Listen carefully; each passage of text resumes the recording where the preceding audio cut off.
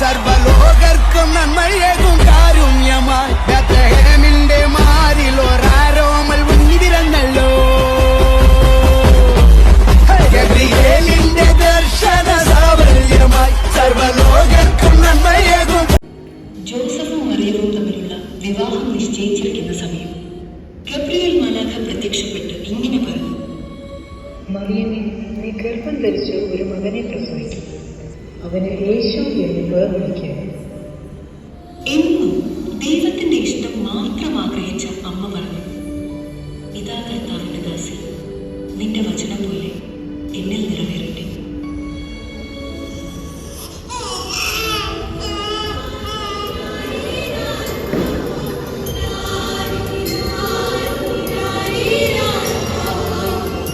മാതാവ് ഈശോയെ പിള്ളക്കച്ചയിൽ പൊതിഞ്ഞ് പുൽത്തൊട്ടിയിൽ കിടത്തി.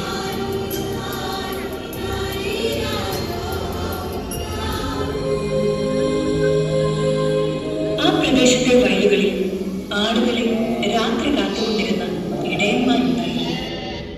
സ്വർഗീയ സൈന്യത്തിന്റെ ഒരു വ്യൂഹം പ്രത്യക്ഷപ്പെട്ട് പറഞ്ഞു: സകല ജനത്തിനും വേണ്ടിയുള്ള സന്തോഷത്തിന്റെ സദ്വാർത്ത നിങ്ങളെ അറിയിക്കുന്നു. ദാവീദിന്റെ പട്ടണത്തിൽ നിങ്ങൾക്കായി ഒരു രക്ഷകൻ. സകല ജനത്തിനും വേണ്ടിയുള്ള സന്തോഷത്തിന്റെ സദ്വാർത്ത നിങ്ങളെ അറിയിക്കുന്നു.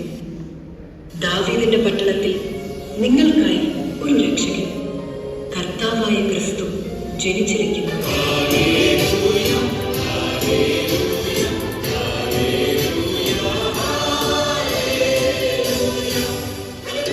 അവരാണ് ഉണ്ണീശോയെ ആദ്യം കണ്ടത്.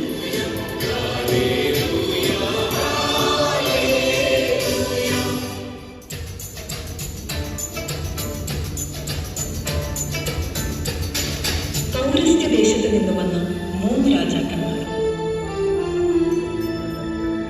അവരും ഉണ്ണിയെ തേടി ജെറുസലേമിലെത്തി. കിഴക്ക് അവർ കണ്ട ആ നക്ഷത്രം, അത് അവർക്ക് മുന്നിൽ നീങ്ങിക്കൊണ്ടിരുന്നു. അത് ഉണ്ണി കിടക്കുന്ന സ്ഥലത്തിന്റെ മുകളിൽ വന്നു നിന്നു. അവർ കുമ്പിട്ട് ആരാധിക്കുകയും പൊന്ന്, നീളം, കുന്തിരിക്കം എന്നിവ കാഴ്ചയെടുക്കുകയും ചെയ്തു.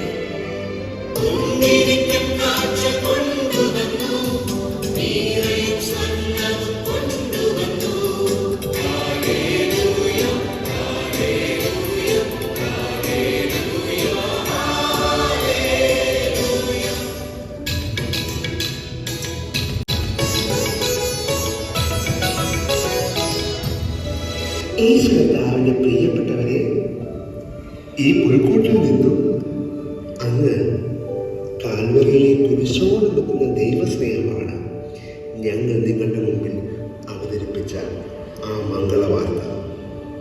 സർവ്വജനത്തിനും ഉണ്ടാകുവാനുള്ള ആ മഹാസന്തോഷം, ആ മംഗളവാർത്തയെ, ആ മഹാസന്തോഷത്തെ ഉള്ളിൽ സ്വീകരിച്ച് കർത്താവിനായി ആവോളം ജീവിക്കാൻ പ്രിയ മാതാപിതാക്കളെ, ഞങ്ങളുടെ കൊച്ചു കൂട്ടുകാരെ എല്ലാവർക്കും സാധിക്കട്ടെ എന്ന് പ്രാർത്ഥിക്കുന്നു, ആശംസിക്കുന്നു. We wish you a Merry Christmas and Happy New Year. Thank you. God bless you all.